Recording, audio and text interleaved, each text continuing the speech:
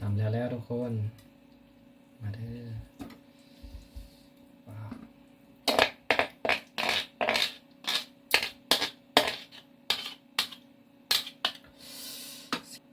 มาได้กินตัมมี่ทุกคนตัมมี่แซ่บๆเหมือนกันเนาะแต่แซ่บยั่วๆเลยตัมมี่ใส่หมูยอใส่ปลาแซลมอนทุกคน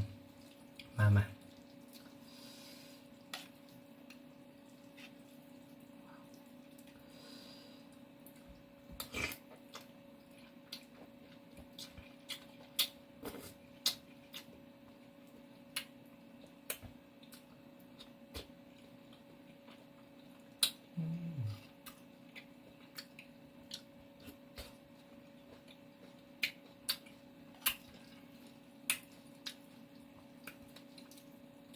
ให้คนนั้นเลย